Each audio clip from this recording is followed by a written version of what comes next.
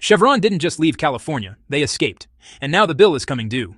Two refineries are shutting down, fuel is being shipped in from Asia, and experts say $8 gas isn't a theory anymore, it's a countdown. The scariest part? This entire collapse was predicted years ago and ignored. If you think this is just about gas prices, keep watching, because what's coming next could freeze California's entire economy. Chevron saw this disaster coming. In August 2024, California's biggest refinery operator packed up its headquarters and moved to Texas after 140 years in the state. The CEO explained that California was just too difficult for business, and they couldn't even convince employees to relocate because, well, the cost of living was astronomical. Just 4 months later, Phillips 66 announced they were shutting down, followed by Valero. Now, experts warn we could see $8 per gallon gasoline by 2026.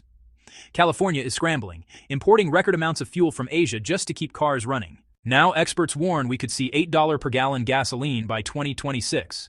California is scrambling, importing record amounts of fuel from Asia just to keep cars running. When your largest refinery operator leaves, that should have been the first warning. Chevron runs 2 enormous refineries in California, operates 1,800 gas stations, and yet they couldn't make it economically viable to keep their headquarters there. CEO Mike Wirth told reporters they were relocating 2,000 jobs from San Ramon to Houston, citing California's high cost of living and difficulty convincing employees to move. Think about that. Chevron, a $300 billion company, couldn't pay enough to make living in California worthwhile. These weren't minimum wage workers. We're talking petroleum engineers, executives, six-figure earners who still said no. The company already had 7,000 employees in Houston and just 2,000 in California, and even those jobs will slowly move to Texas over the next 5 years. Chevron's exit was the canary in the coal mine. They saw what was coming. Within just a few months, Phillips 66 announced their Wilmington refinery closure, which was producing 139,000 barrels per day, about 8% of California's capacity. Then Valero announced their BIA refinery shutdown in April 2026. Removing another 145,000 barrels per day. So together, that's 17% of California's refining capacity disappearing in under a year. USC professor Michael Mish projects gas could hit $6.43 per gallon when Phillips 66 closes, and then $8.43 per gallon after Valero shuts down. That's a 75% increase from today. And you know, these estimates assume no accidents, no fires, and no maintenance delays. Just one hiccup could push prices to $10 per gallon. Here's why this is honestly catastrophic. California uses a special gasoline blend called CARB that almost no one else produces. Over 90% comes from California refineries. When these refineries close, you can't just truck in gas from Texas or Arizona. It has to be shipped from Asia. Only a handful of refineries in India and South Korea can actually produce the CARB blend. The shipping problem is already real. In May 2025, California hit record imports of 210,000 barrels per day, mostly from Asia. A tanker takes at least 4 weeks to cross the Pacific. If a refinery fire or explosion happens, California faces sky-high prices for a month while waiting for shipments. We're talking tankers from South Korea, India, even China, carrying the lifeblood of California's economy. According to the California Energy Commission, if the state's gasoline supply drops below 15 days, prices spike. And if it falls below 13.5 days, gas can jump over $1 per gallon instantly. We're already at the edge. After these closures, California will rely on 30% imported fuel just to meet basic demand. That's not a supply chain. That's a prayer. Chevron's executives were clear on why they left. Andy Walds, president of America's Products, said in Texas, they are welcome. Their industry is welcome. In Houston, suppliers and competitors are nearby. In California, Chevron, present since 1879, couldn't even retain employees willing to live there. The timing of Chevron's move is key. They announced it in August 2024, right before new refinery regulations passed. Within weeks, Phillips 66 followed with their closure, then Valero, like dominoes, each closure worsening the situation. Chevron was right to leave. California has gone from 40 refineries in 1983 to 13 today.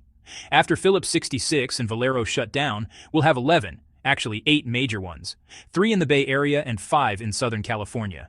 Each closure makes the remaining refineries more critical. When one goes down, prices explode because there's no backup. The state is so desperate they're considering pausing refinery profit margin caps. Recognizing last year's rules drove refineries away. But it's too late. California is now basically an energy island. No pipelines cross the Rockies, and there are no connections to Texas refineries. The Jones Act limits U.S.-flagged ships for fuel transport. Honestly, the U.S. has only 5 ocean-going ships under construction, while China has, get this, 1,794. Even if Texas could make the car blend, there just aren't enough ships to deliver it. The human cost here is massive. $8 per gallon gas means it's $160 to fill a 20-gallon tank. Commuters driving 50 miles a day are spending over $500 a month. Delivery drivers and truckers are facing economic ruin. Every product, food, medicine, services, becomes more expensive. Small businesses are, well, preparing for the worst. A landscaping owner in San Diego says he'll need to add $100 per job just to cover fuel costs, assuming customers can even pay. Other western states are panicking. Arizona and Nevada governors, both Democrat and Republican, actually sent letters begging California not to enforce these policies, since their states rely heavily on California refineries. When California suffers, they feel the fallout first. Wholesale prices in California now swing wildly, sometimes 50 cents per gallon in a single day. Gas stations honestly don't know what price to post and are limiting purchases because resupply is just so uncertain. Refineries produce diesel jet fuel heating oil. Really, everything that keeps civilization running. Diesel powers agriculture and jet fuel keeps airlines moving. When refineries close, prices just skyrocket. Food costs rise. Airlines might have to ration fuel-cut flights or even stop international flights just to refuel somewhere else. Chevron still runs 2 refineries, but they've moved their corporate headquarters, sold the San Ramon campus, and cut 30,000 global jobs.